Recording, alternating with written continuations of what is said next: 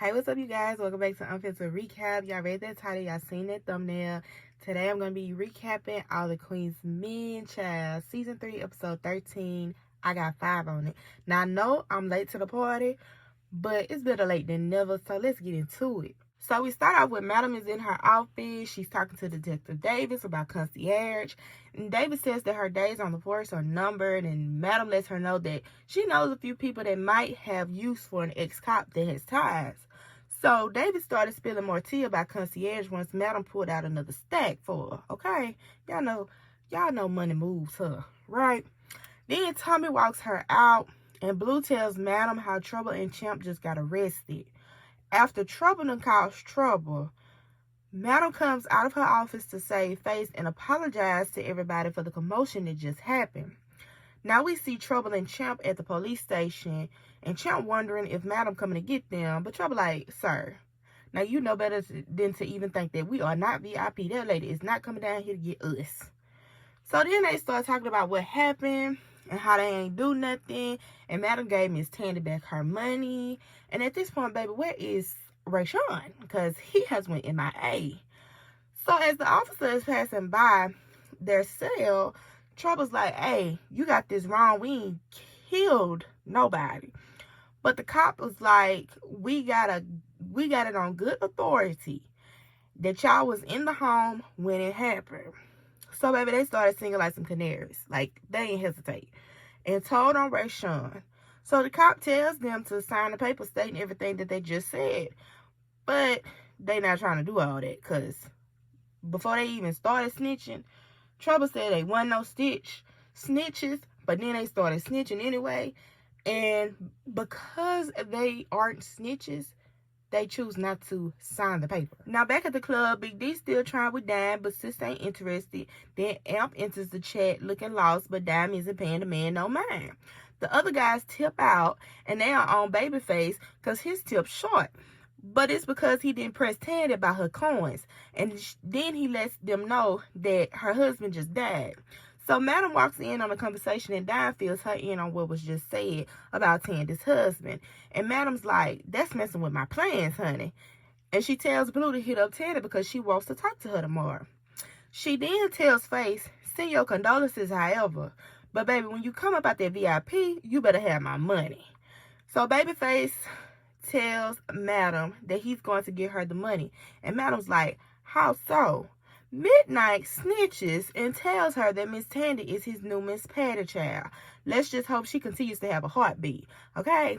So Dime calls out Fuego for being quiet, and that man said he ain't got nothing to say, child. But Madam tells him she wants to see him in her office now. And Midnight once again adding his 2 cents, talking about, I bet you got something to say now, boy. Child, this is too much. So someone posted Champ and Trouble's bail, and they coming out the jail cell with robes on. Champ mentions he may have a plan to get some more of that money like they got from Miss Tandy, but he don't want to talk about it outside the jailhouse, of course. So Fuego has made his way to Madam's office, and Madam is questioning him about him helping Big D out of the basement. So Fuego starts to tell Madam about this computer being hacked and whatnot.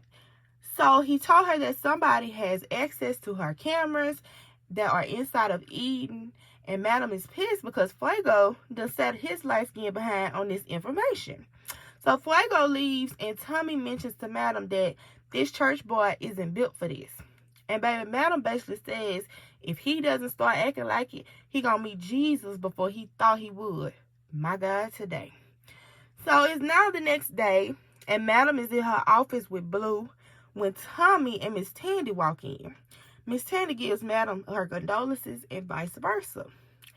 Madam starts questioning her about what exactly did she tell the police about Rayshawn, Trouble, and Champ.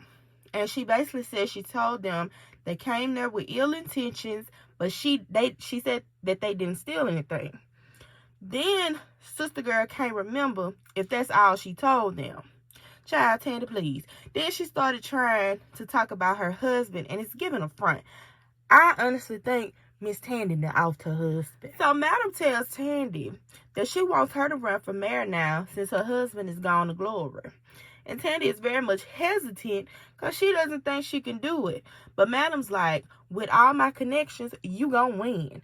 And you gonna do what I tell you to do, regardless. You ain't got no choice, period. Now we see Trouble and Champ meeting up. They still talking about their racial situation. Then Trouble asks about the play Champ mentioned earlier that morning.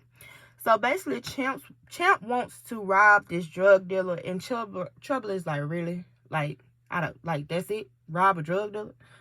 Then she basically says, if we're gonna rob something, we need to do it big, because what Champ was saying was small and like working a 9 to 5, and she didn't want to do all that.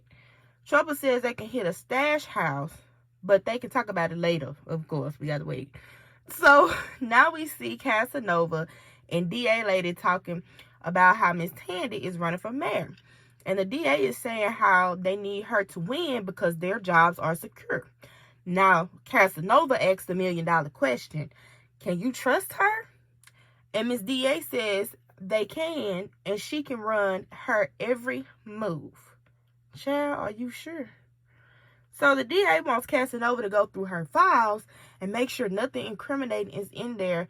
If so, delete it all. Meaning anything Tandy and her husband deleted, baby, get rid of it, okay? And once she gets in office, they are going to start taking everyone out, starting with Madam. Okay, because y'all know that DA lady do not like Madam. Back at Madam's office, though, they are discussing how Madam will basically have control over the city if and when Tandy wins mayor. And her first order of business, Madam's first order of business, is to get the DA out of the office. And once again, Tommy asks the $1 million question now, are you sure you can trust her? But Madam is like, she know how Miss Tandy is, and she gonna keep her eyes on her. Plus, she has insurance on her. And she mentions how she has this footage of her and one being her at the hospital with her husband. Whew, Tandy girl. I knew it. So speaking of Tandy, she makes it home and Face done made himself comfortable playing the game and all. And she's trying to tell him about what's going on. And that man barely paying her any attention. So she's telling him about the endorsement from Madam. And he's saying he always wanted a white Aston Martin. Child, side note, let me just say this. I never realized that Miss Tandy's house was Veronica Harrington's house. Like the new house after she burned down the first house.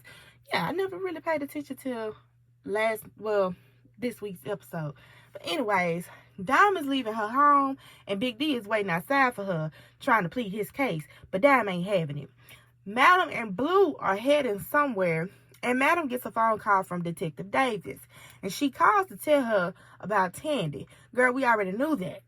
And then she lets Madam know that concierge will be in Atlanta in 2 days. And Madam's like, now good. That's what we want. That's what I want to hear. Something I didn't know about. So they were headed to Miss Tandy's. And we see Tommy setting up a camera to film Miss Tandy. Now what's funny is this man said he went to film school. I can't take Tommy serious, okay? And said he could teach Tandy to cry. Like I said, I can't take Tommy serious. But Madam is like, no, she don't want Tandy to cry. She wants Tandy to look like she is a strong enough person to do this job and not weak. Now we see Fuego at his laptop and he is getting messages from the hackers again, saying they want information on Madam. Then they send him a video of him shooting his ex, but that never happened. And whoever it is ain't letting up off of him till he give them some information about Madam. So back at Club Eden, Amp eyeing Dime down like a lost puppy child. Big D questioning her. Then we got Trouble in the locker room, mad because she tired of not being VIP. Her and Champ then start discussing the play they was discussing earlier. Then we see the fellas in the VIP locker room and Fuego looking all sad. So Amp asks him what's wrong. Fuego starts letting them know about what's been happening with this computer situation and it getting hacked. And it was the sad music for me in the background, child. Okay? In the midst of the brotherly love, though, Big D come through to clear his locker. And Amp wanted to apologize to him and said he ain't want no beef. And he also asked if he could leave Dime alone so he can get back right with her. Baby Big D ain't having it. That man said respectfully he can't. So Amp got amped and popped that man right in the middle of the right in the middle of Big D saying they could probably be friends. Child, I can't take Amp seriously. Now during the group dance, Amp was messing up and Blue caught it. And Amp and told Amp to get himself together and take what she said as a warning. Now Madam is in her office and she watching the news about Tandy when she gets these text messages saying, "Meet me." And you know this kind of thing turns me on. Girl, I know that ain't who I think it is. And then she got the nerve to respond back, talking about somewhere. Not Madam. So it's the end of the night. Dime getting ready to collect the money. And Amp basically runs up to her trying to talk to her. But Dime like, move. But she gives in and tells him that she will come by when she closes up. Trouble tips out. And then Dime is like, baby, what is this? And y'all know Trouble got an excuse. And once again, Midnight adding his 2 cents in. Then Babyface. Now, honestly, Babyface, just be quiet. Because, sir, you claiming you make all this money, yet you're broke. Like, make it make sense. So, Trouble ready the 2-piece Babyface, and I really don't blame her. But anyway, they finish tipping out. And as Fuego is walking to his car, this van pulls up, and some guys jump out and jump him. Now, Midnight came out of nowhere and started helping, and then the guys jumped back in the van and left. So, Fuego tells Midnight that this had something to do with the whole Madam situation. He's sick of this, and it needs to end. But Midnight, like, whatever you need to do, don't turn on Madam. But Fuego, like he's been saying, he's not going to turn on her because he can't. He don't have anything, don't know anything about what she's doing. Midnight asks if he is going to be all right. Fuego's like, yeah, I'm just go home and get some rest. Well, I don't know, Fuego.